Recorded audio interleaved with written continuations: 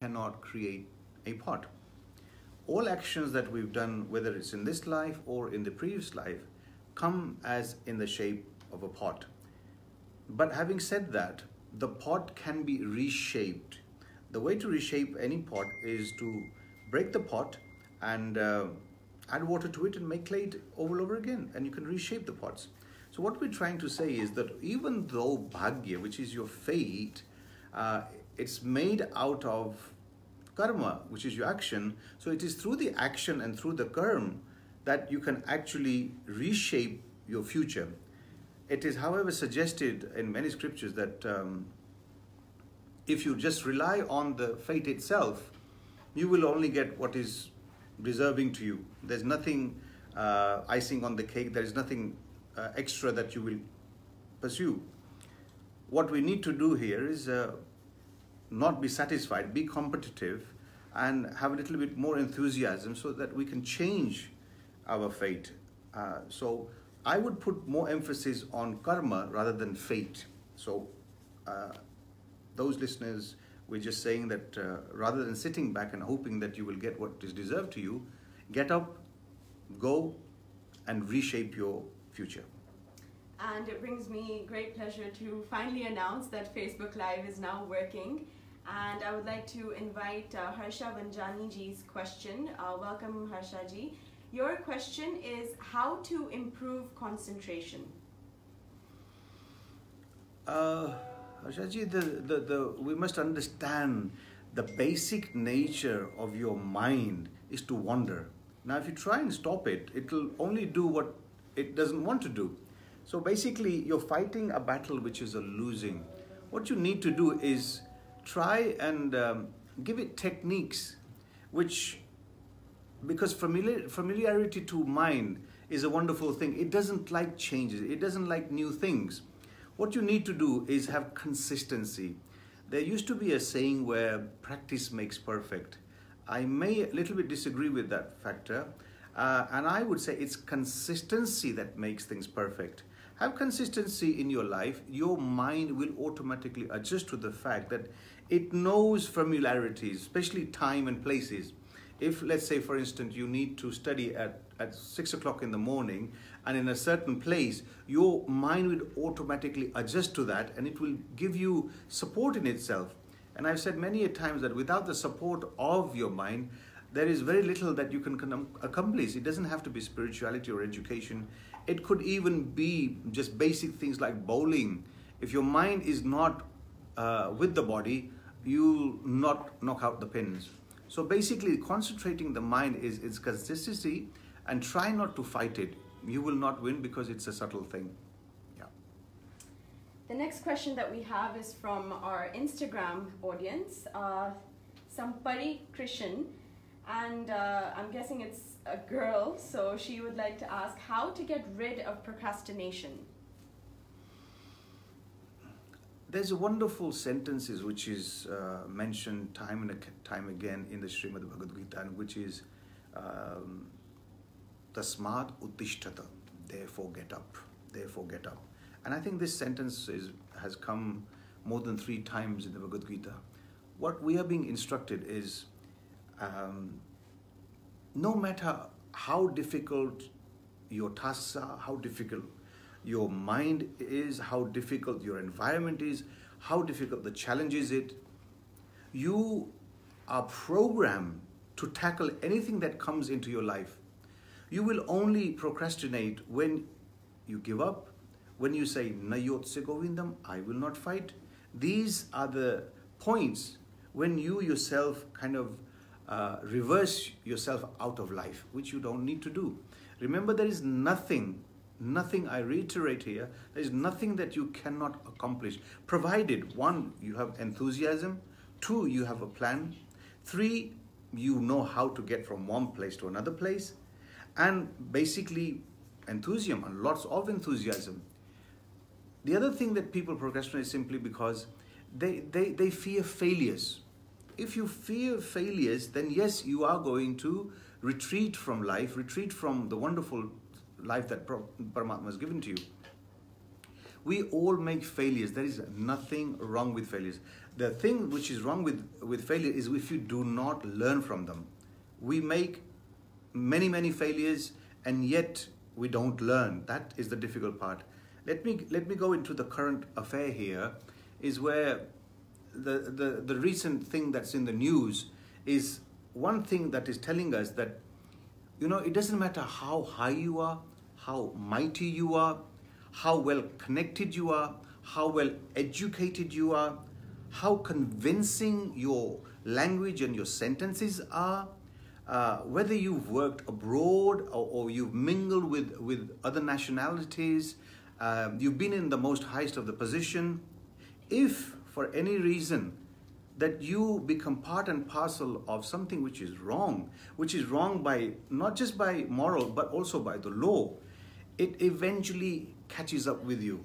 And it does not matter who the person is. We usually do things wrong simply because we assume that, one, we will get away with it, secondly, it will better our lives.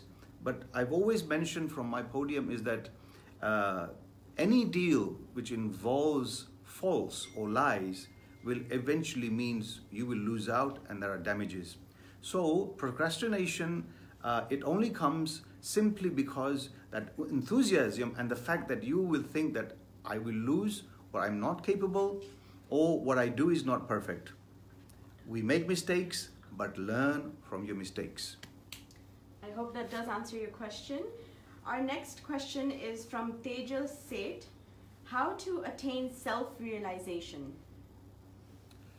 We need to understand, Tejalji, what self-realization is. Self-realization, as far as I am concerned, is not something where you see a ghost in front of you and saying that this is you, who you are, and this is what I am. Self-realization is knowing your nature to the full. Knowing the fact that you have the abilities and the capabilities. And this is self-realization. There is nothing more to self-realization. If you're thinking that a certain God or demigod is going to appear in front of you and that has become self-realization, or you wake up one morning and all of a sudden you see a different kind of world, I think we are misguided here. You need to understand your nature. You need to understand the shortcomings you have in your nature. And your battle is within. And the moment that you enter into that battle, although it's a struggle, there will come a time where through this struggle, you will understand that anything that is happening outside yourself is transient. And the fact that it's transient, it doesn't really matter whether whatever is happening outside is affecting your heart and the way your mind is in equilibrium. That is self-realization. I would like to welcome Krishna Adatya, who's joining us all the way from Leicester, England. And her question is, do you think people fail, I'm guessing in life and in general, due to society's pressures? We are all subject to social, cultural, commercial pressures. Let's not forget the commercial pressure that we are in. Sibling pressures, family pressures. Life is pressure. But then it is from pressure that you and I move from one point to another point. Challenges is what makes us who we are. How we handle those challenges makes us who we are. How we react with other people. Remember one thing, people do not know us by the name or the background that we've come from. People know us from what we did and how we behaved with other people. How we behaved and tackled a situation which might have been difficult in our life. So any kind of pressure, the way I look at it, nature has provided what is called adrenaline. Any kind of pressure that comes into your life, there is certain thing that's called adrenaline, which will pump you up, give you the strength, not just physical strength, but mental strength to handle whatever comes into you. The key point here is to not allow any kind of pressure to upset your peace of mind in any way. Remember that. Anything that you do eventually is affecting you. It might not affect what's outside, but it's certainly affecting you. So make sure there is nothing, even an argument, any kind of argument under pressure is not worth the peace of your mind. So handle the pressure. It's part of your life. You have what's called adrenaline. It will pull you through. Thank you. I hope, Krishnaben, that does answer your question. Our next question is from Naman Pandyaji. Does black magic work? Again, you see, whether it's spirituality, whether it's black magic, voodoo, whatever you would like to call it, to some extent, it's based on faith. And my opinion is that if there is such thing which is called black magic or whatever you wish to put it under, it works on those who are weak in mind. Let me say that again. It works on those people who are weak in the mind. If your mind is set, if your mind is constant on an object or a destination, there is no reason why anything in this planet has any effect on you. You allow these things to happen to you. Fear is the biggest enemy of the mankind. You allow fear to enter into you, then yes, something which you might call black magic will affect you. But then spirituality and religion has remedies for all these sort of things. Whether they work or whether they don't work is an individual matter thing, where my opinion is concerned. If you are faithful in the so-called, which is supreme, the title you can give whatever God, Bhagavan, whatever you wish to call it. If your faith is strong in that matter and you keep it within your heart, there's no reason why those people who mean something bad for you could have any effect on you. Be resolute in your life and in your goals. Should you think that these things have happened to you, I would, rather than consulting the so-called people who know how to handle this, go within yourself. There's something called Atma and Paramatma, the soul and the super soul. You have faith in that, you'll come out of this. But personally, I would not allow this sort of thing to happen or enter into my life in the first place. Thank you. The next question is from Sanjay Soniji, who would like an answer for the following question. How to increase tolerance? We have, the Upanishad Sutras tell us Dhairya Kantha. Dhairya also means patience and tolerance. Tolerance is simply because you allow external arguments, events to upset your mind. One, don't be judgmental. The moment you become judgmental, your tolerance level will come down. You become intolerable because you have a set of ideas, you have a set of thoughts, you have a set of environment, you have a set of picture. That becomes judgmental. Don't allow that. Everybody, as far as the Sanatana Dharma is concerned, we live and we let others live. I'm not just referring to the humans here. I would say that anything that crawls in this planet, and if it doesn't even crawl on this planet, whether they are stagnant, they also have a right to live and to behave as and however they wish to be. To increase your tolerance level is make sure whatever activities that happen outside, let your mind register, but don't let it go through to your heart. Here at the heart, we have emotion. Don't get emotional over anything.